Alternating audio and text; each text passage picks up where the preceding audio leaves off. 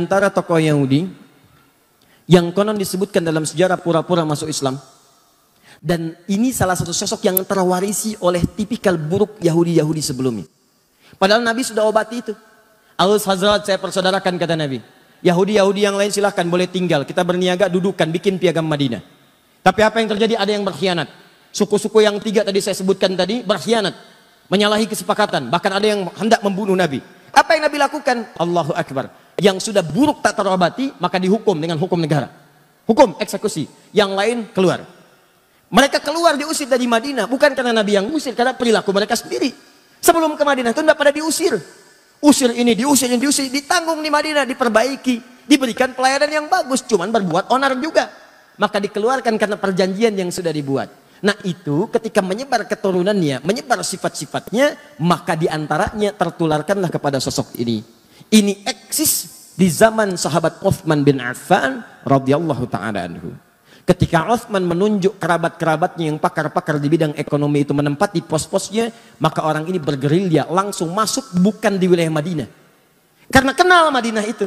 Orang Madinah semua kenal Uthman. Uthman itu orang baik, gak mungkin nepotisme, gak mungkin milih yang salah dan sebagainya. Maka dia masuk ke wilayah yang sulit dijangkau pada saat itu untuk memberikan informasi yang cepat. Datanglah dia ke Mesir di Afrika Utara. Dari Mesir. Mesir itu bukan Arab ya, secara geografis. Mesir itu Afrika Utara. Cuma bahasanya bahasa Arab. Secara kebahasaan disebut negara Arab. Tapi secara geografis disebut dengan Afrika Utara. Masuk wilayah Afrika Utara. Sama dengan Libya, Tunisia, Maroko, Aljazair itu wilayah Afrika Utara. Maka dia datang ke Mesir. Apa yang dia katakan di Mesir? Dia sebarkan isu bahwa khalifah saat ini satu telah melakukan nepotisme. Nepotisme. Dia pilih kalangan dari kerabat-kerabatnya saja. Tahan sebentar. Tahan. Sesuatu yang dituduhkan kepada orang lain dan itu tidak nyata, maka dalam bahasa Al-Quran itu disebut dengan fitnah namanya. Jelas? Sesuatu yang dituduhkan kepada orang lain dan sifatnya tidak nyata, maka itu disebut dengan fitnah namanya.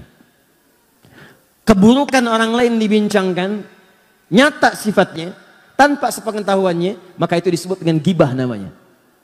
Jelas? Maka dituduh Uthman dengan sesuatu yang tidak nyata. Tuduh. Maka muncul fitnah. Uthman nepotisme. Dan berita ini kan gak seperti kita sekarang. Kalau sekarang ada berita di Amerika, sekian detik bisa kita klik. Kejadian di Ranca Ekek, kita berdoa semoga Allah muliakan dan sabarkan saudara-saudari kita insya Allah.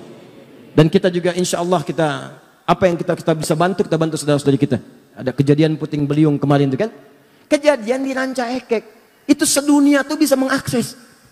Tsunami-nya di Banten, yang bela sungkawanya banyak. Kirimkan duka cita dari Turki, dari sini. Langsung nampak. Ini zaman Uthman, telepon belum ada. Email nggak nampak. WhatsApp belum kepikiran. BBM tuh belum dikreasikan, nggak ada. Jangankan zaman Uthman, ya 80 tahun ke belakang, 50 tahun ke belakang, 30 tahun ke belakang, 20 tahun ke belakang, orang haji aja kan belum menemukan pesawat seperti sekarang. Berangkatnya pakai kapal laut. Kalau ada kabar dari Mekah nyampainya 6 bulan kemudian. Itu baru 20 tahun kemudian. Kalau orang berangkat haji pakai kapal dilepas, nunggu nggak datang. Udah pada lupa baru datang. 6 bulan setelahnya. Nah, kebayang bagaimana zaman Uthman.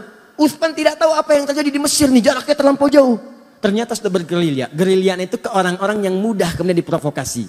Ke kalangan bawah, disebarkan isu. Yang kedua, ini yang mau saya katakan, dan ini nanti nyampe ke kehidupan kita sekarang. Kata Abdullah bin Sabah itu, dia membentuk kelompok-kelompok pengikut-pengikut, dia katakan, sebetulnya yang paling layak untuk dapat kursi khalifah itu bukan Uthman, tapi Ali. Tahan. Sebetulnya